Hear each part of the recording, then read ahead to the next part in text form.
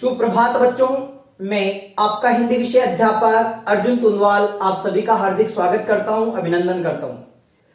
आज हम बात करने वाले हैं कक्षा 10 की पुस्तक क्षितिज के गद्य भाग से। और गद्य भाग का जो पहला पाठ है भारतेंदु हरिश्चंद्र का जीवन परिचय हम इससे पूर्व वाले वीडियो में पढ़ चुके हैं। अगर किसी ने नहीं पढ़ा है तो सबसे पहले भारतेंदु हरिश्चंद्र का जीवन परिचय अवश्य पढ़े। अब हम बात करेंगे कक्षा 10 में जो भारतेंदु हरिश्चंद्र की रचना है, गद्य में एक रचना है, एक अद्भुत अपूर्ण स्वप्न। ये एक निबंध है, अद्भुत अपूर्ण स्वप्न।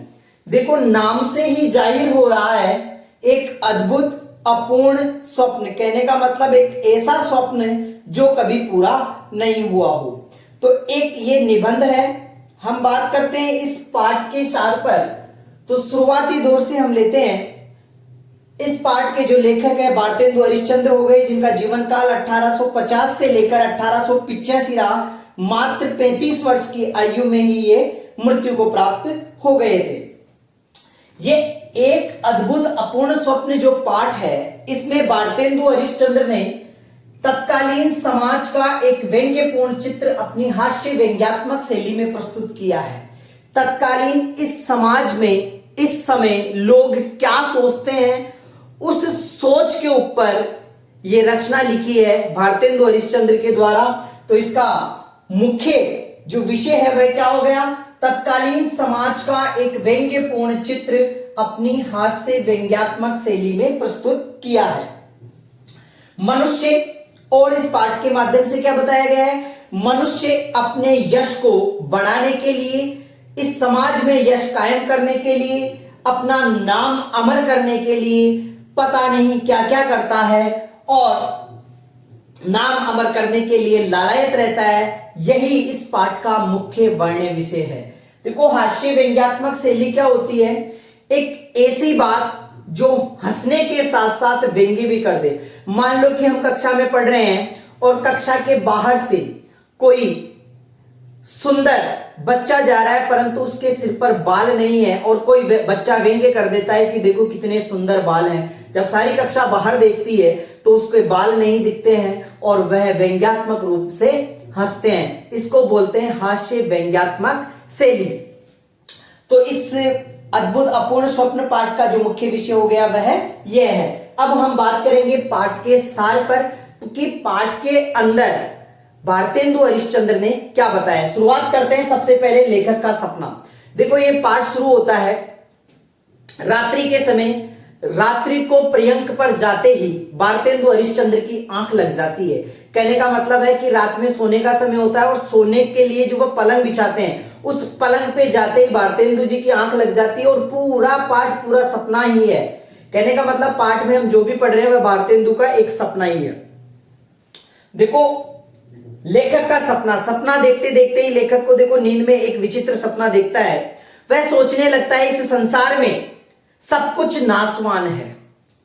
लेखक सपने में सोचता है कि संसार में सब कुछ नाशवान है और नाशवान होने के कारण ही लोग एक दूसरे की पूंछ नहीं रखते हैं। तो कहने का मतलब यह है कि हम इस समाज में अपना वर्चस्व स्थापित करने के लिए क्या क्या कर सकते हैं।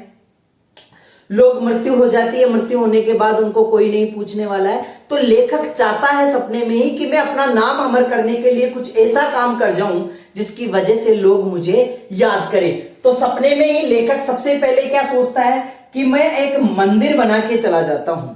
लेखक सपने में ही सोच रहा है कि मंदिर बनाने का विचार उसके मन में आता है, परंतु दूसरे ही पल मंदिर बनाने का विचार भी वह त्याग देता है, क्योंकि वह सोचता है कि आज पाश्चात्य संस्कृति में जीने वाले मनुष्य मंदिर में जाना श्रेष्ठ नहीं मानते। क्योंकि आपने देखा होगा कि आजकल मंदिर में ढोक लगाने के बजाय कुछ लोग तो ऐसे करके ही सब कुछ काम कर लेते हैं कि हो गई मंदिर में भेंट चढ़ गई। तो इस विचारधारा से आज मंदिर में कोई जाना पसंद नहीं करता, इसलिए वह मंदिर बनाने का विचार त्याग देता है। दूसरे ही पल उसके मन में विचार आता है कि मैं ऐसी पुस्तक रचता हूं जिसकी वजह से लोग मुझे याद रखेंगे। एक पुस्तक को पढ़ेंगे तो लोग मुझे याद रखेंगे, परंतु फिर वही दूसरे ही पल उसके मन में विचार आता है कि ऐसा मैं करूंगा तो मुझे यश की जगह अपयश मिलेगा। अर्थात इस पुस्तक को रचने पर जितने भी कीट क्रिटिक है, कीट क्रिटिक का मतलब होता है आलोचक, ये आलोचक क्या करेंगे, मेरी पुस्तक में कमी निकालेंगे जिसकी वजह से मुझे कोई यश प्राप्त नहीं होगा।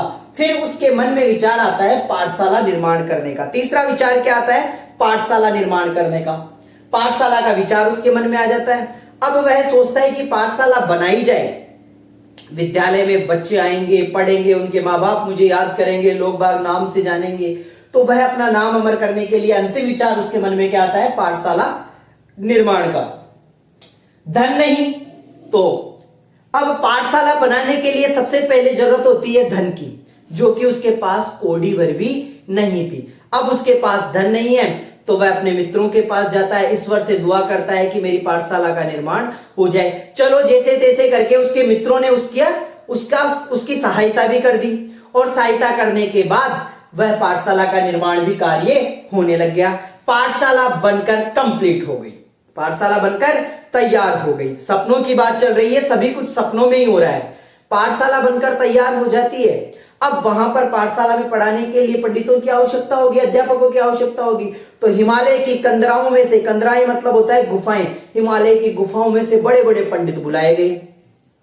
अब देखो हिमालय की कंदराओं से जो पंडित बुलाए उनका नाम था पाखंड प्रिय धर्माधिकारी जो धर्मशास्त्र के अध्यापक है, प्राणांतक प्रसाद जो वैद्यक शास्त्र के अध्यापक हैं, लुप्त लोचन ज्योतिषाभरण जो ज्योतिष शास्त्र के हैं, और शील दावानल नीति दर्पण नीति शास्त्र के अध्यापक है। ये 4 पंडित कहां से बुलाए गए, हिमालय की कंदराओं से।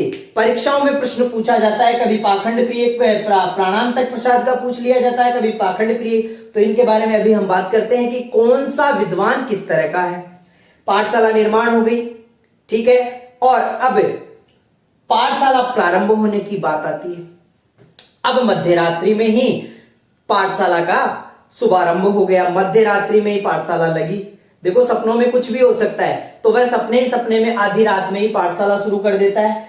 फिर पाठशाला शुरू करने के बाद ये जो लेखक है भारतेंदु हरिश्चंद्र अपने मित्रों को धन्यवाद देता है जिन्होंने आर्थिक मदद करके इस पाठशाला का निर्माण कार्य करवाया, और उसके साथ साथ ही भारतेंदु हरिश्चंद्र ईश्वर को भी कोटि कोटि धन्यवाद देते हैं जिन्होंने इस पाठशाला के निर्माण के लिए उनकी आर्थिक मदद की। ठीक है, अब देखो ये अपूर्ण पाठशाला, ये पाठशाला बनकर तैयार हो गई, अध्यापक आ गए, रात्रि को स्टार्ट भी हो गई। अपूर्ण पाठशाला, देखो अपूर्व पाठशाला इस नाम से ही पता चला है, अपूर्व जो पूर्व में नहीं हो ऐसी पाठशाला।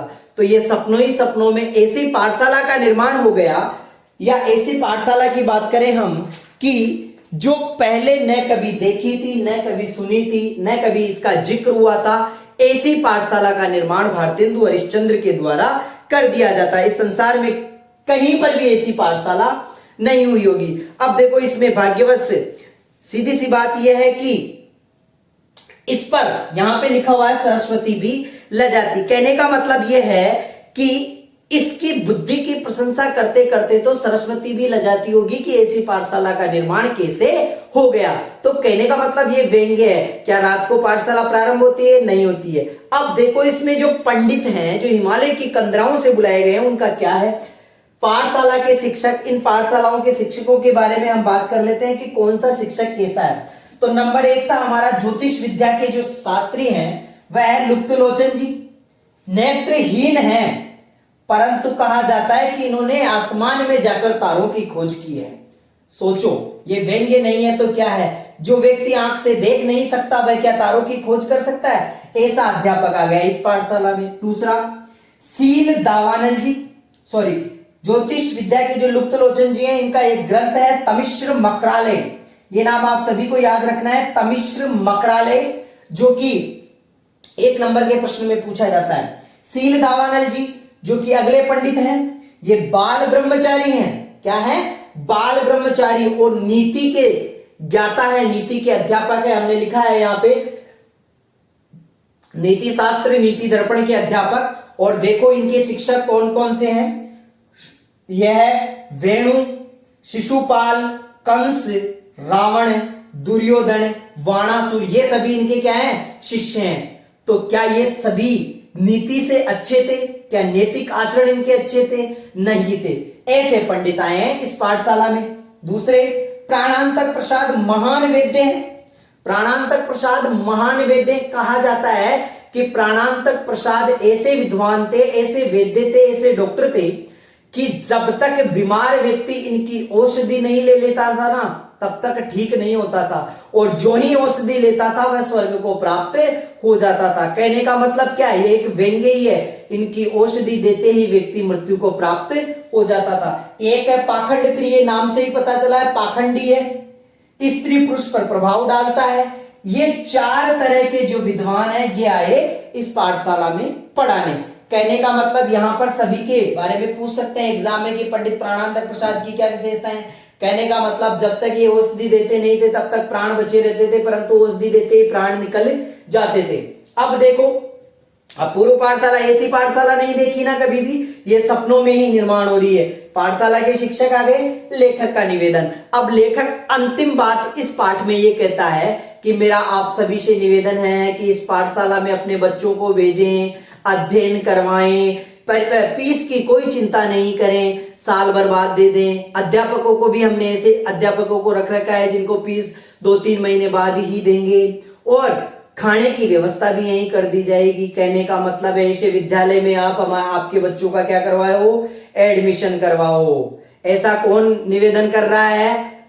भारतेंदु हरिश्चंद्र सपने ही सपने में निर्माण कर रहा है। कहने का मतलब क्या है, सपनों में ही उन्होंने पाठशाला बनानी, सपनों में ही बच्चे एडमिशन हो गए, सपनों में ही सब कुछ कर लिया। व्यक्ति यश प्राप्त करने के लिए, अपना नाम रोशन करने के लिए क्या क्या सोचता है, यही इस पाठ का वर्ण्य विषय है।